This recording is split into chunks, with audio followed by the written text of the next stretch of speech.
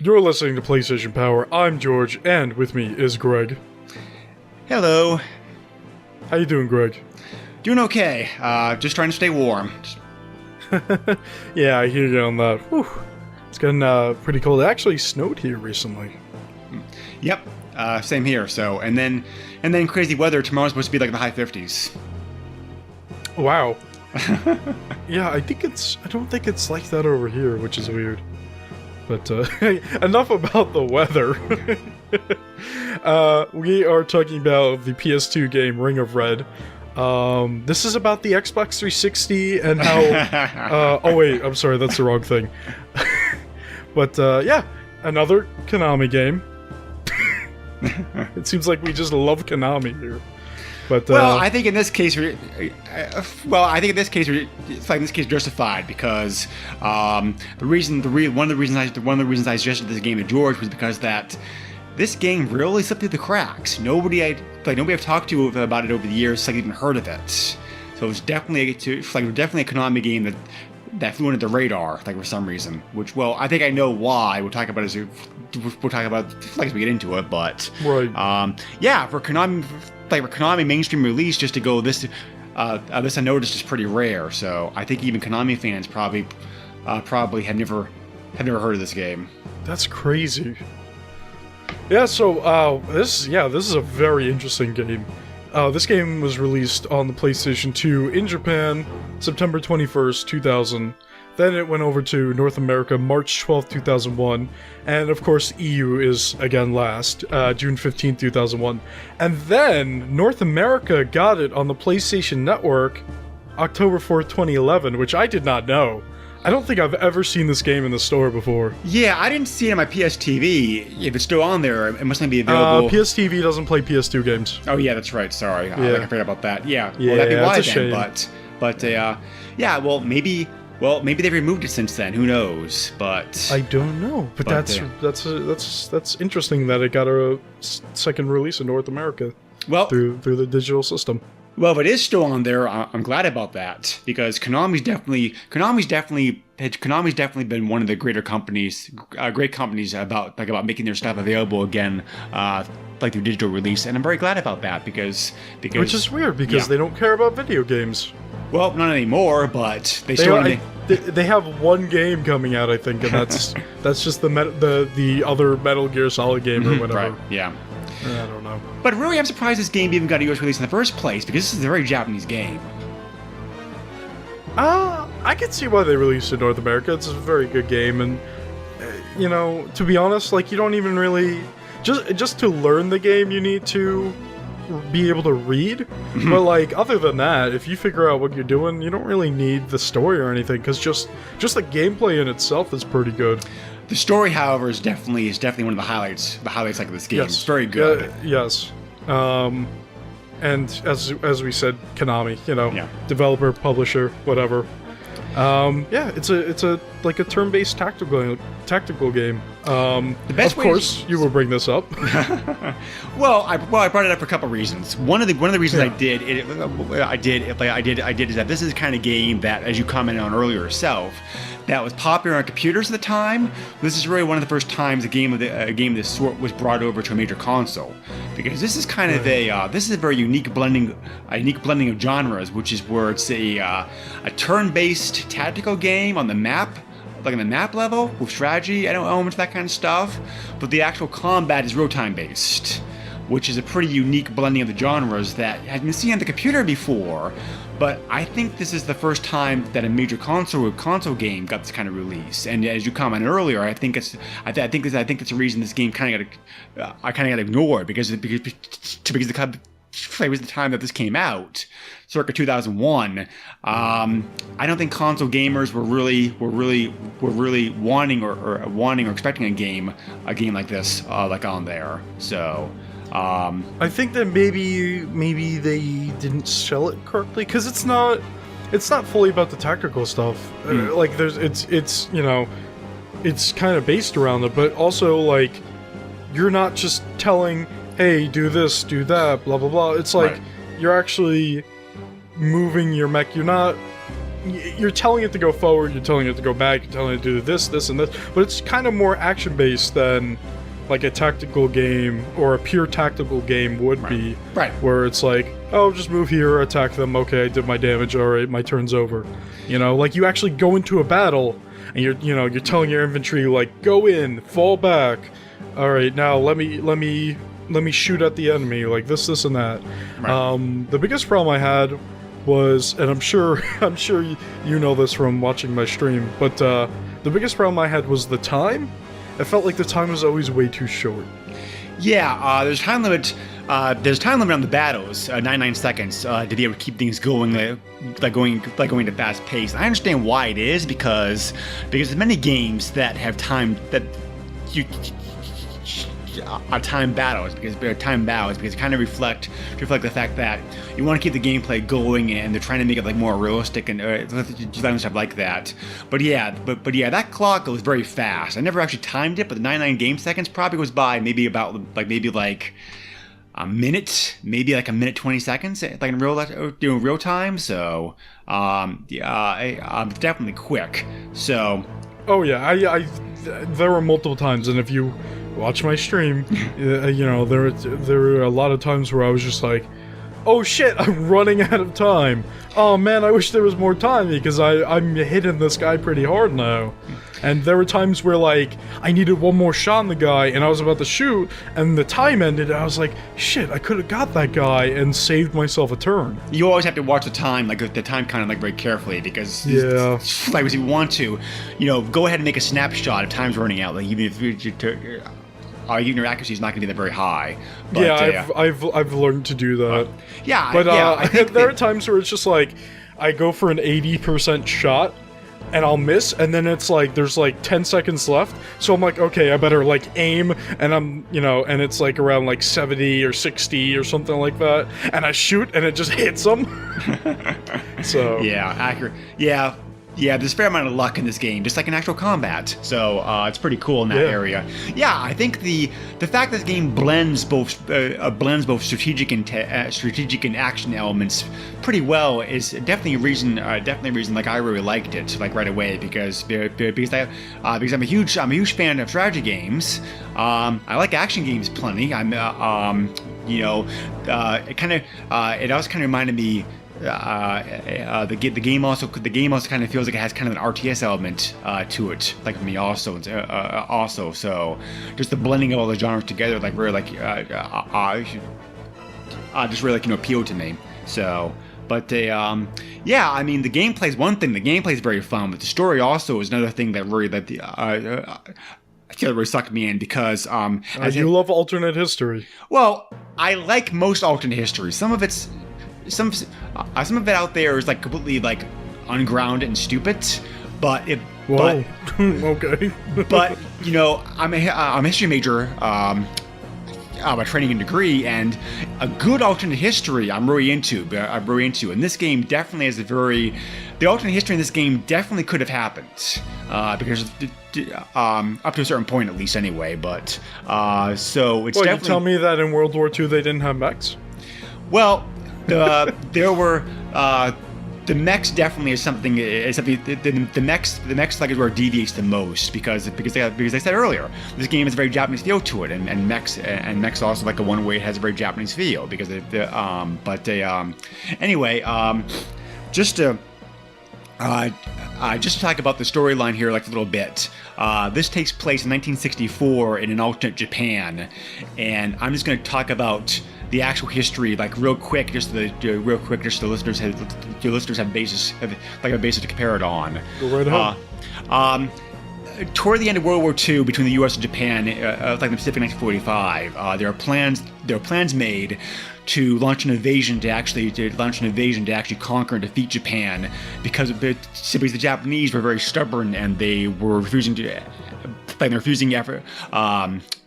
they're refusing peace overtures and didn't want to surrender, even though by that point it was obvious to everybody that they had lost.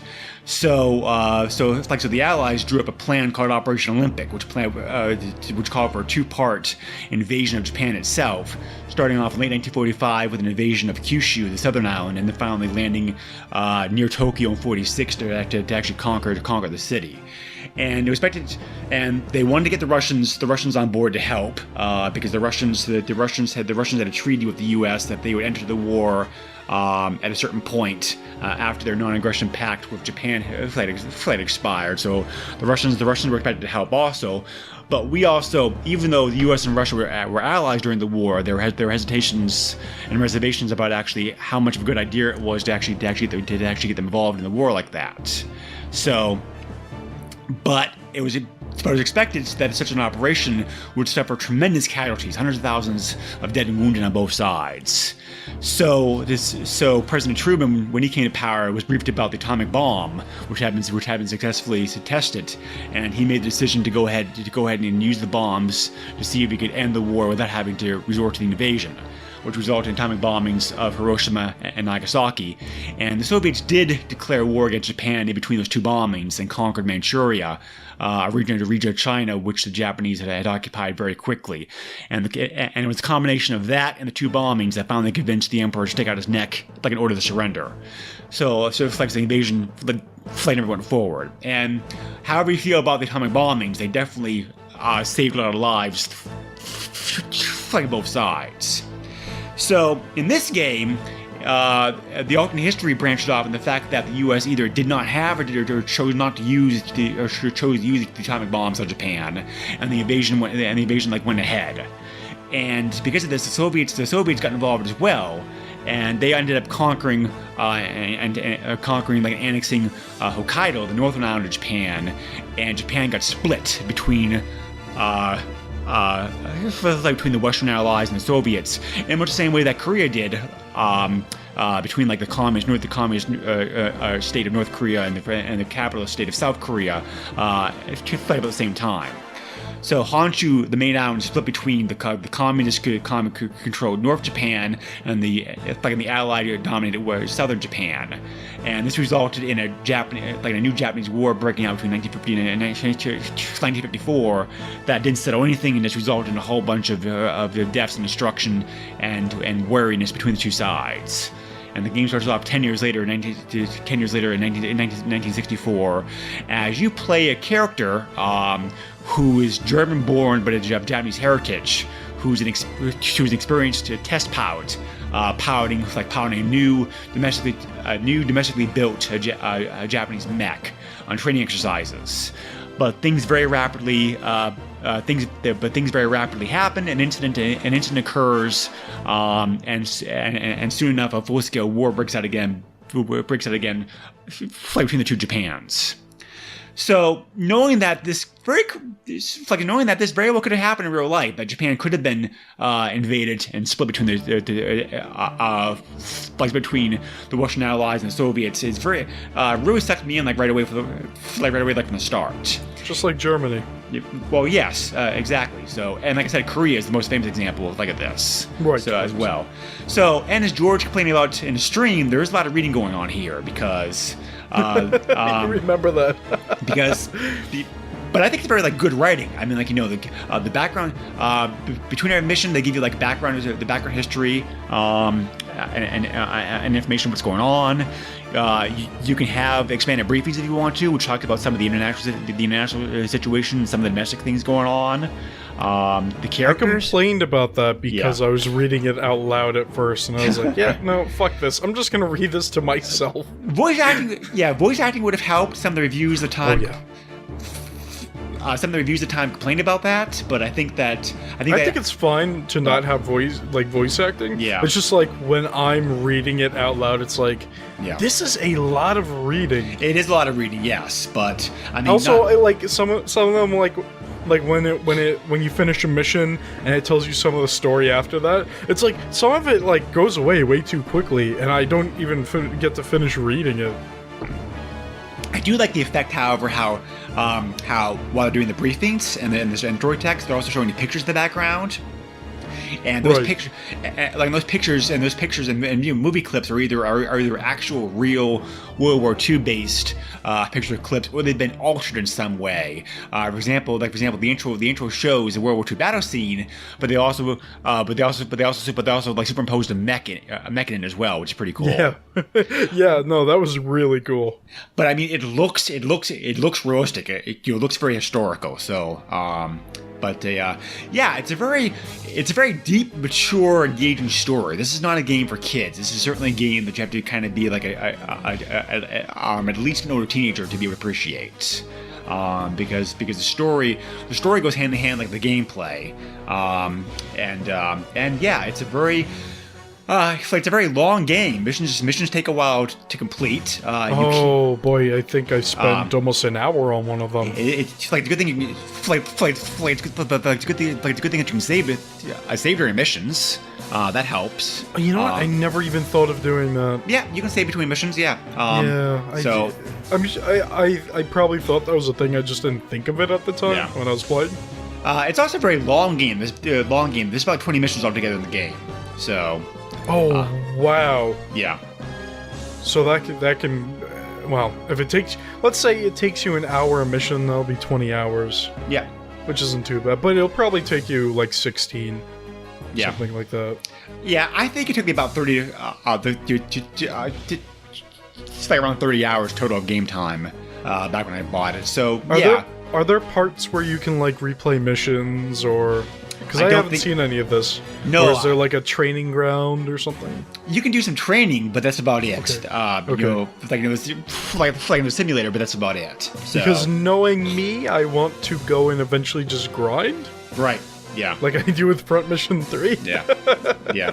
So, I mean, like, you know, so like I said, the storyline is definitely very Japanese. But I mean, after all, that's why I said I think that this game really feels very strong to me as a very Japanese-inspired game, which I think is one reason why I didn't do very well in the West, because the storyline is definitely very, very heavily Japanese. The characters feel very Japanese, like in their personalities and presentations and stuff like that. Yes. The gameplay has a lot of Japanese elements to it.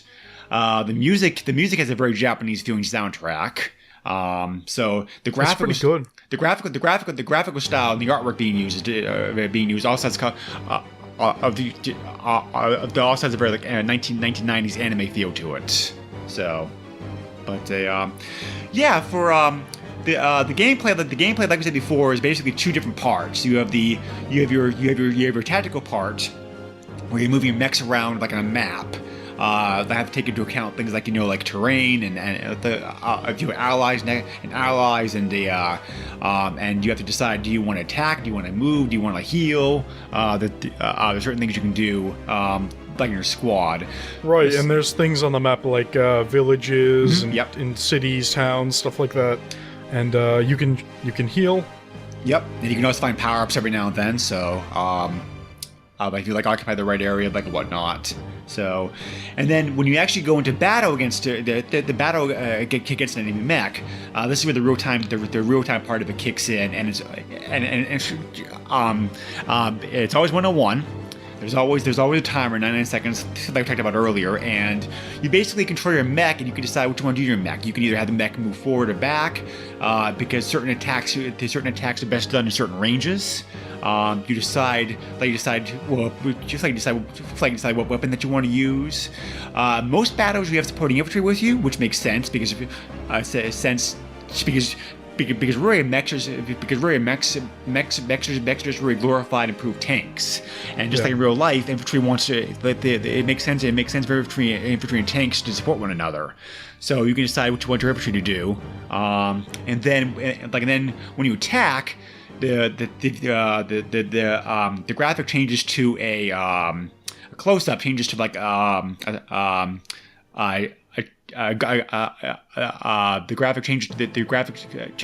graphic changes to gun sights, and there's a chance to hit percentage and accuracy rating that shows up on the screen, and this is really a very fine balancing act because the enemy's trying to hit you also, and the enemy can attack you first.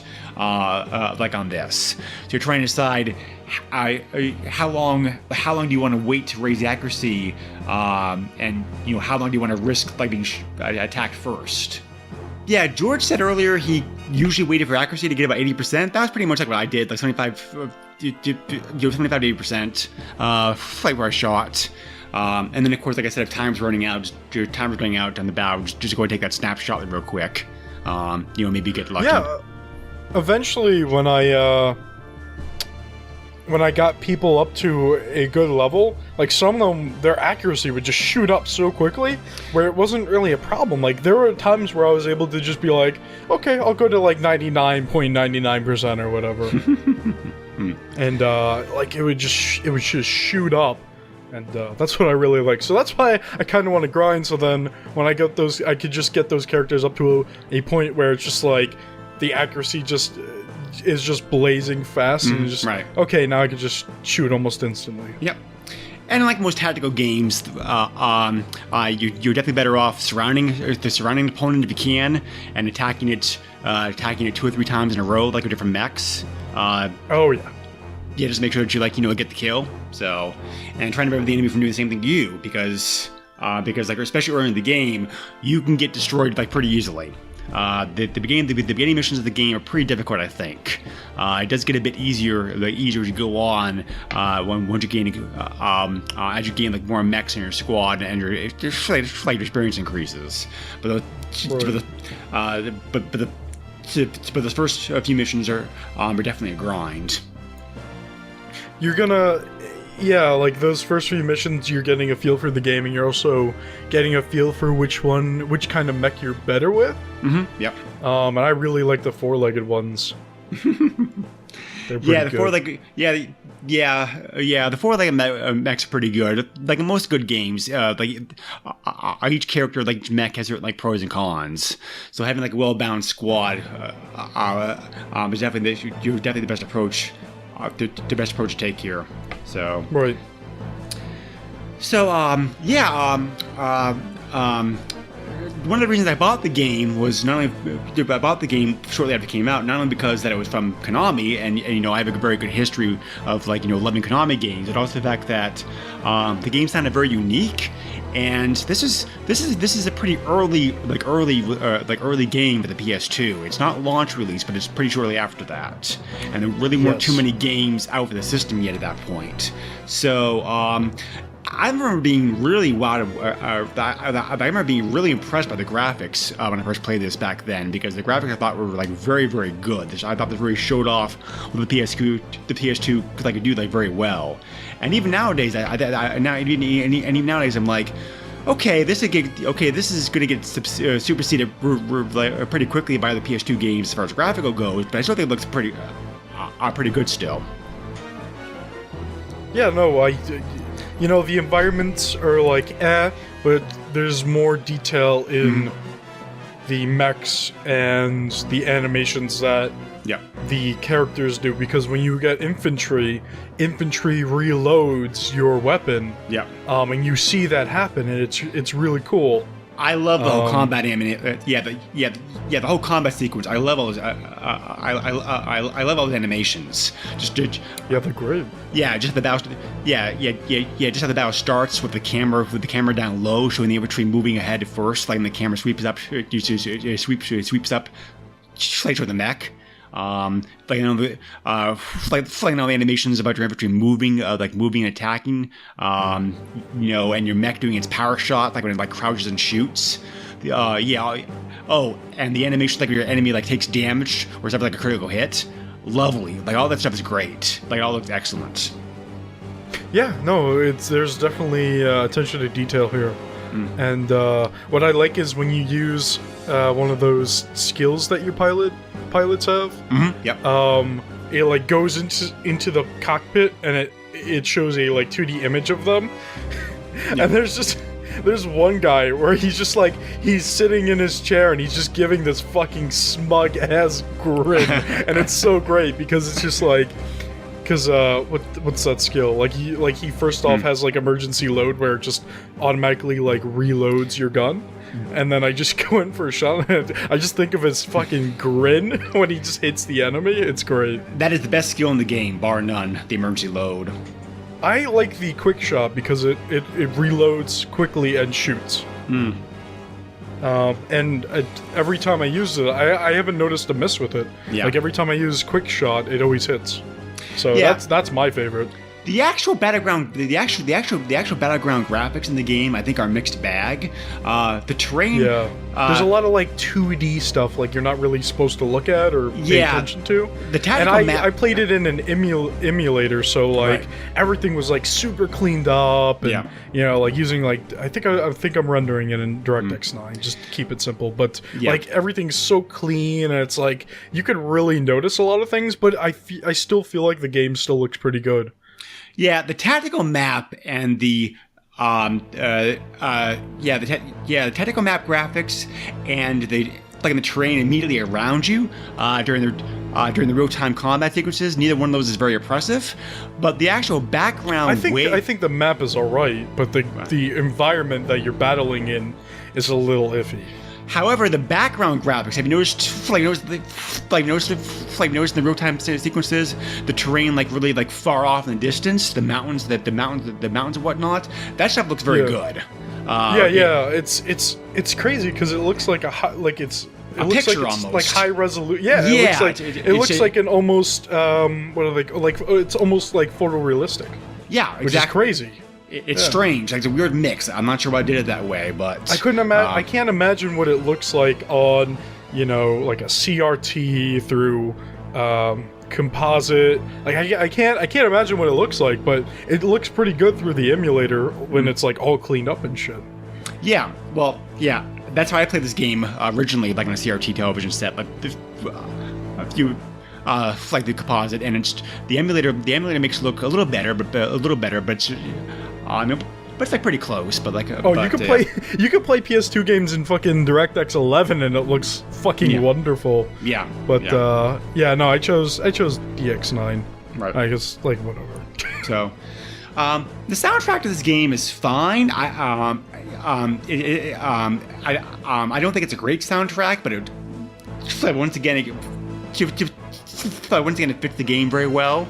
It's something that it won't stick out on you, but if you notice it, it's like, oh, this is cool and it fits. Yeah. Yeah, it's Yeah, not it like fits an the game very earwormy well. thing or anything. Right. Yeah. Yeah. The sound effects are very good though. Just the sound effects, like your mech moving, like in the shots. Very fitting. Very fitting. Yeah. So, sound effects are definitely a high point. It's definitely something that I noticed. And there's we already said that there's attention to detail, but there's good attention to detail on things, not just when the people on top of your mech are reloading, but like if you get a lower shot, some of the mechs have like exposed gears and stuff, and they're actually like rendered and they're shown there. They're like, hey, like this thing isn't magic or anything. It's all machinery. Right. So I really like that. Although some of them are like 2D like objects just slapped on, but that's fine because that means that they actually gave a shit about it and they actually put something there. Mm-hmm. Right. So, yeah, I would have liked a two-player option, like in the game, if possible. Just nothing Like a fancy. co-op or like against each other. Against each other, just like nothing fancy. Just kind of like we have like like a tactical map, where it's like I did tactical map, like a one-on-one battle scene where you. That would be really cool. Yeah, like the two of you. Like the two of you can just pick your mech and pick your battle scene and just have the battle scene and just like no strategy, just just the RTS part and disable the timer playing to one and just keep going until one of you is destroyed. Oh yeah, that'd be pretty cool. And then you just set like basic stats. Right. That'd be really cool. Or just say like, oh, I'm like level 10 or whatever. Do you know what the max level is in this game? No, I don't. Okay. It's probably something like 50 or like something like that, but That makes sense. But yeah, so yeah, I mean, I really like this game like the moment I played it. Like I said, the graphics I thought were very good for an early PS2 game. The gameplay is very unique. Like a very like fun blending of strategy and tactical battles. The storyline's great. Like I said, they're turning. Like I said, the whole alternate history and setting, and the setting and the characters like whatnot. Your main guy is a bit of an ass, but like so. That happens. It's either like you're fucking stupid or you're just an asshole. But he does mellow out and improve some as the game goes on. So it's not like it's not insufferable like he is like some other games. But, right. I don't know if you got far enough in my stream, but I said this game is like Valkyria Chronicles and Front Mission 3 combined, kind of. Yeah, I could see that. It definitely has some definitely like a very weird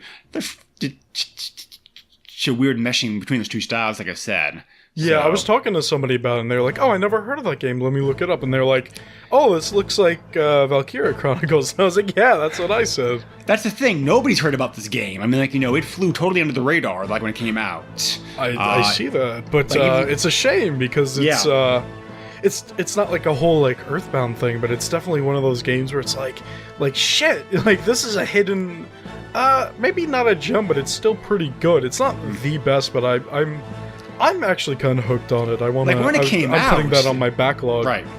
Yeah. Yeah. But when this game came out 15 years ago, it definitely was kind of a gem as far as games of its type went. Okay. I see that. Nowadays, this form has been improved upon, of course, by the games. But I still say that it's worth going back and playing if you're interested. Oh yeah, sure. It's definitely worth it. Right. Yeah, I mean, like, my complaints about the game are pretty minor. Same here. Being an early PS2 game, there is a lot of like loading involved. It's definitely kind of a slow, sluggish game at points. So I do wish there's. I like the whole timer system in battle. I wish the clock was a little bit bigger though than what it is. Yes.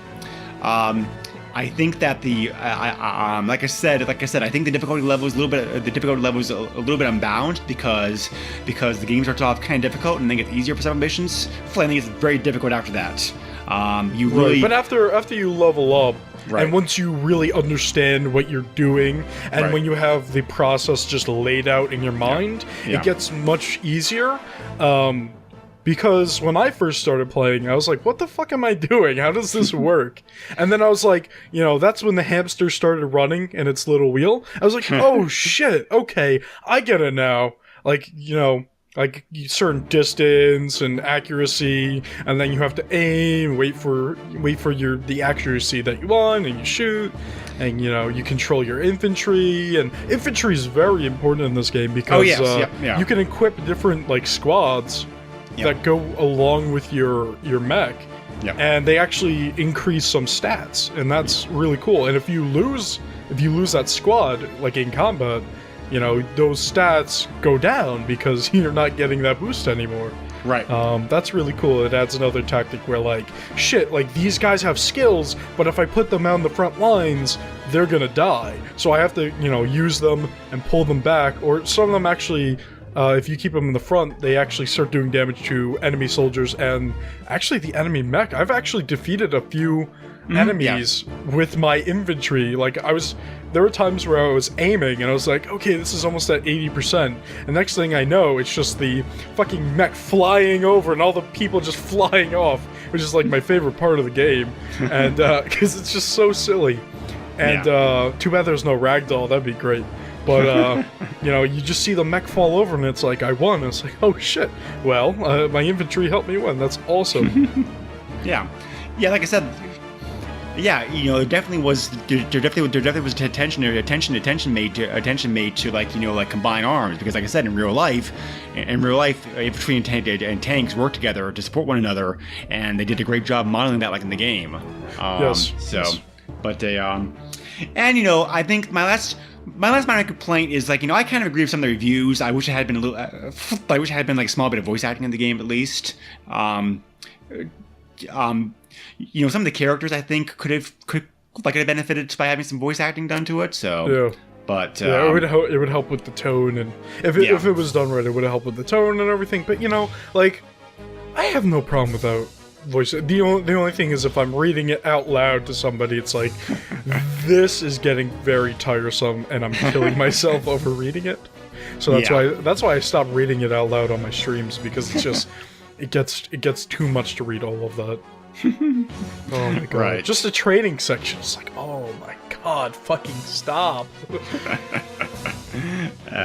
Right. So, Yeah.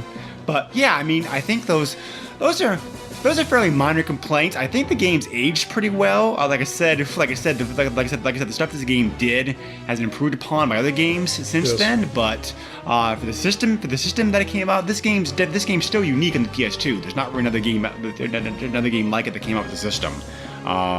So I mean, if you like games of this sort, if you like alternate history stuff, if you don't mind doing something like you don't mind playing a game that has a lot of reading or reading involved in it, by all means, definitely check this game out, because I said, despite the fact this game was published by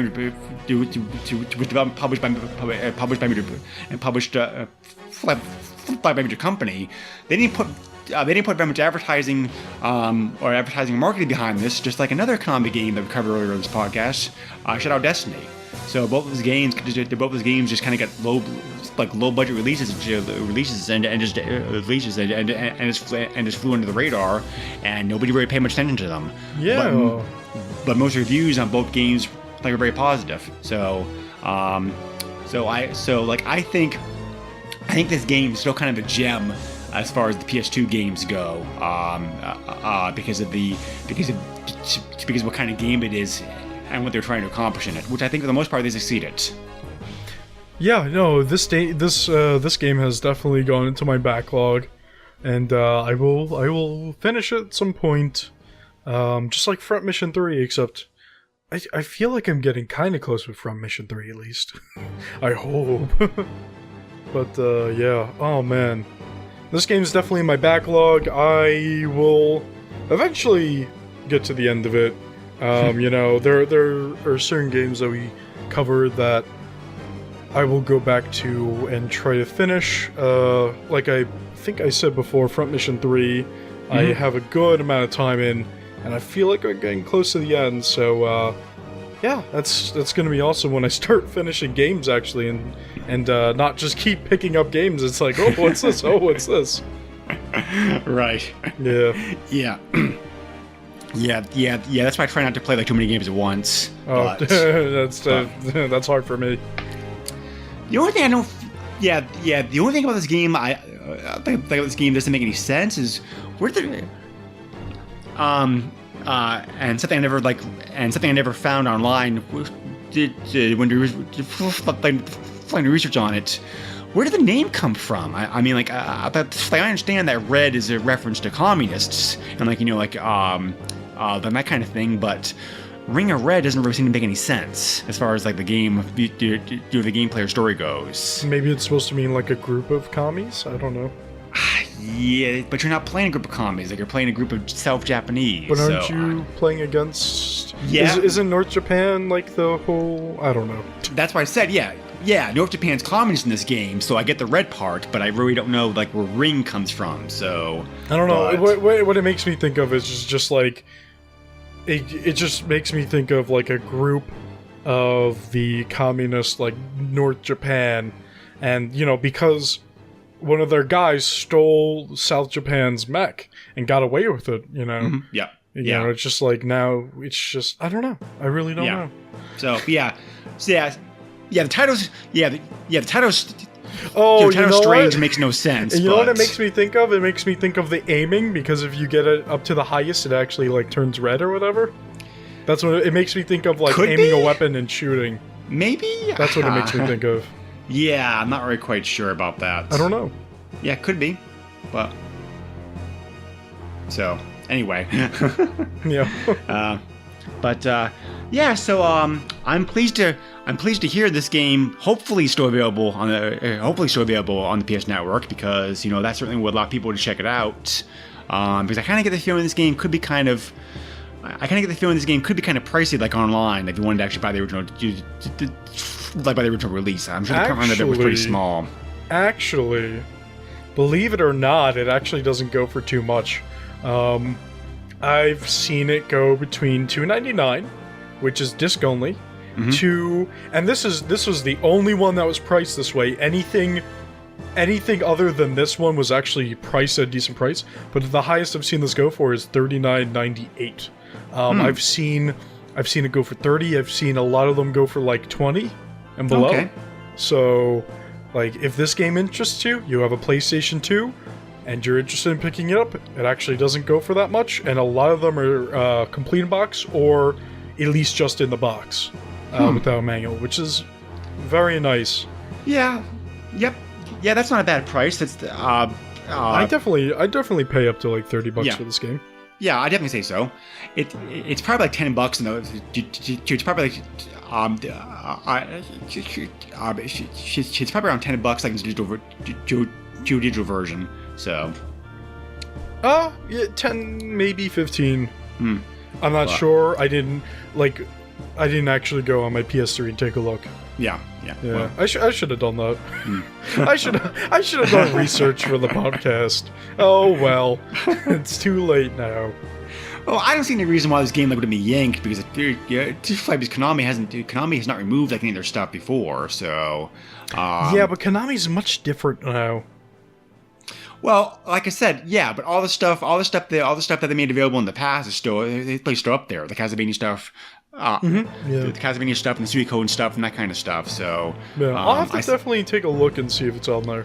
But yeah, I see no reason I see no reason like why it wouldn't be on there. So like either way you play it, this game's definitely like worth it. Like I said, if you enjoy games, games of this type, by all means, this is a pretty good a good game to check out. I wouldn't call it beginner difficulty level, because it'd be no.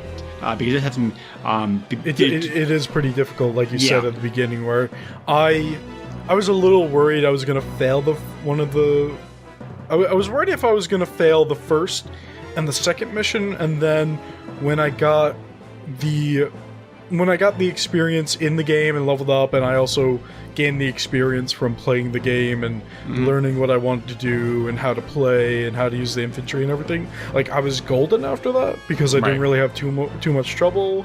And but you need to pay attention, like, because you can miss that. Oh, you can recover in like towns and stuff, and you'll like recover more, or you can just recover in general.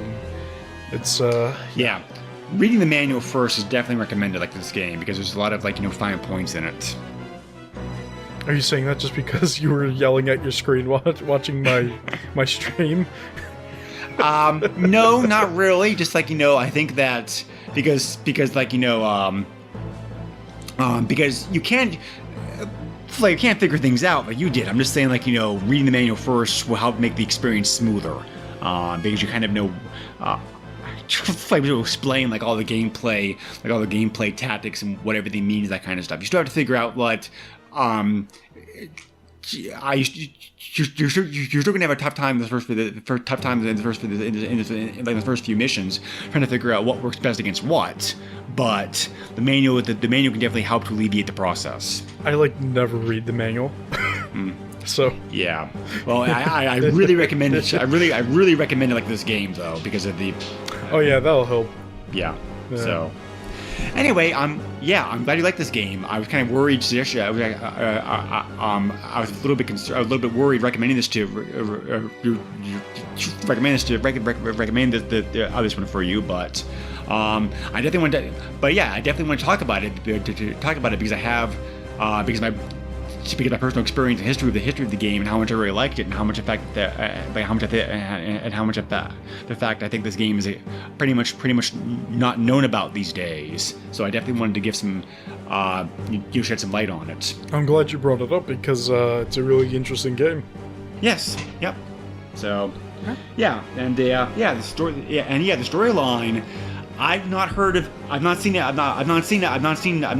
other games that kind of use a storyline like this. I haven't either. So there are some books and some magna out there that does kind of is kind of follows a somewhat similar Japan split between North and South storyline in it, but this is the only game I'm aware of that actually does this. So, Yeah. so look past the Japanese heavy centric theming and characters and whatnot, and you definitely just like the gameplay alone, you definitely can have some fun with. The story I think is important, but it's kind of the icing on the cake.